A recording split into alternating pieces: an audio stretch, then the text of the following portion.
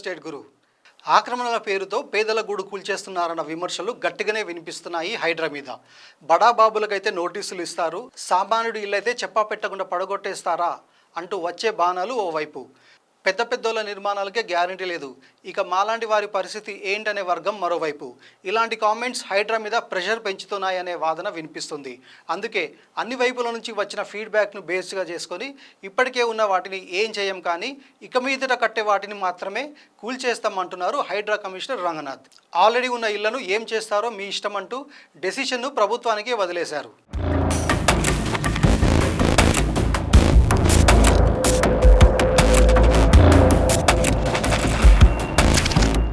Formula 1 రేస్లో speed కార్లా దూసుకుపోతున్న Hydraa రూల్స్లో చిన్న change చేసింది. కబ్జా అయిందంటే చాలు ముందు వెనుక చూడకుండా కూల్చివేతకే ప్రాధాన్యత ఇచ్చిన హైడ్రా అధికారులు సామాన్యుడి కోణం నుంచి ఆలోచించడం మొదలుపెట్టారు. నిబంధనలు అతిక్రమించారంటూ ఇన్నాళ్లు బుల్డోజర్లు వేసుకెళ్లి నిర్మాణాలను నేలమట్టం చేసిన హైడ్రాను కామన్ మ్యాన్ కన్నీటి స్పర్శ తాకిందో, లేక ఎన్నో కష్టనష్టాలు పడి నిర్మించుకున్న కలల సౌధం ఉన్నట్లుండి కళ్ళెదుటే కూలిపోతే రోడ్డున పడ్డ వారి వేదన చూశాక మనసు చలించిందో కాని సామాన్యుడిని కరుణించింది.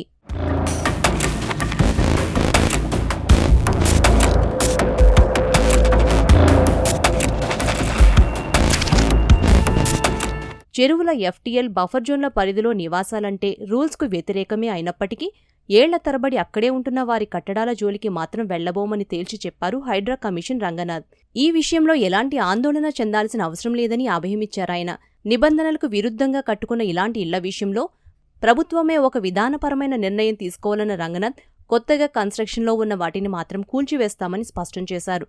ముఖ్యంగా ఎఫ్టీఎల్ బఫర్ జోన్లలో నిర్మాణాలు చేపట్టి వ్యాపారాలు చేస్తున్న భవనాలపై యాక్షన్ తీసుకుంటామని, రాత్రికి రాత్రే గుడిసెలు వేస్తే వాటిని తొలగిస్తామని వార్నింగ్ ఇచ్చారు. చెరువులు, భూములు ఇక మీదట ఆక్రమణలు గురికాకుండా చూడటమే తమ ముందున్న తక్షణ కర్తవ్యమని, అందుకు తగ్గట్టు పనిచేస్తామన్నారు హైడ్రా కమిషనర్.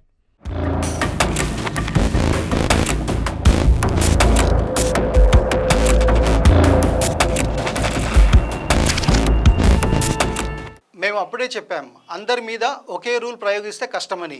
ఆక్రమణలు కూల్చడం తప్పు కాదు, కానీ ఆ పేరుతో ఇప్పటికే దశాబ్దాలుగా స్థిరపడిన సామాన్యుని బలి చేస్తే వాళ్ళ పరిస్థితి ఏంటనే బాధితుల తరఫున గొంతుగా వినిపించాం. రియల్ ఎస్టేట్ గురు ఛానల్లో ఇందుకు సంబంధించిన కథనాన్ని కూడా ప్రసారం చేశాం.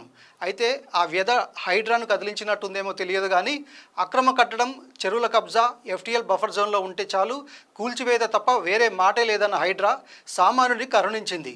రూల్స్కి వ్యతిరేకమైనప్పటికీ ఇప్పటికే ఇల్లు కట్టుకొని స్థిర నివాసం ఏర్పాటు చేసుకున్న వారిని టచ్ చేయమని చెబుతోంది. ఉన్నోడు లేనోడు అనే తేడా లేకుండా ఇన్ని రోజులు అందరి మీద ఒకే మంత్రదండాన్ని ప్రయోగించిన హైడ్రా లేటెస్ట్ స్టేట్మెంట్ కామన్ మ్యాన్కు కాస్త రిలాక్స్ ఇచ్చేదే.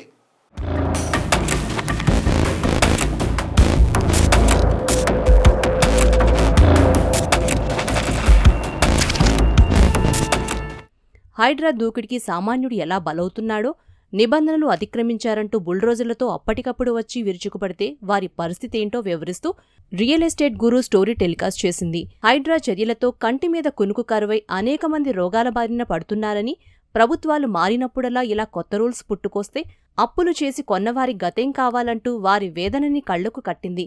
అవసరమైతే నిర్మాణాల్లో ఉన్న అక్రమ కట్టడాలని కూలదోయండి, దొడ్డిదారిలో అనుమతులు తెచ్చుకున్న వారిపై కొరడా జల్పించండి, కబ్జాలు చేసి కోట్లు వెనకేసిన వాళ్ల భరతం పట్టండి, అంతేకాని ఉన్నోడి లేనోడికి ఒకటే ట్రీట్మెంట్ ఇస్తామనడం ఎంతవరకు కరెక్ట్ అంటూ సామాన్యుడి రోదనను వినిపించింది. ఈ ఆవేదనకి స్పందనగా హైడ్రా నుంచి వచ్చిన ప్రకటన పెద్ద ఊరటే మరి.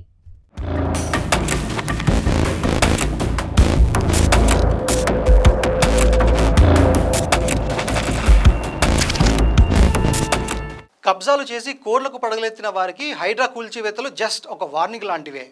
కామన్ పబ్లిక్ మాత్రం అలా కాదు. ఎందుకంటే సామాన్యుడి వరకు ఇల్లంటే ఇటుకలు పేర్చి కట్టిన 4 గోడలు కాదు, జీవితాన్ని దారిపోసే రెక్కల కష్టం, అప్పులు, ఈఎంఐలతో ముడిపడిన వ్యవహారం.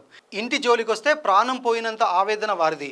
అందుకే ఇక మీదట ఇల్లు కొనాలనుకునేవారు, కొనుపోయేవారు జాగ్రత్త పడాల్సిందే. అన్ని రకాల అనుమతులు 1-2 సార్లు చెక్ చేసుకోవాల్సిందే. ముఖ్యంగా ఎఫ్టీఎల్ బఫర్ జోన్లలో ఇల్లు కొనుక్కునేవారు ఒక్కసారి ఆ వివరాలను తెలుసుకోవాల్సిందే.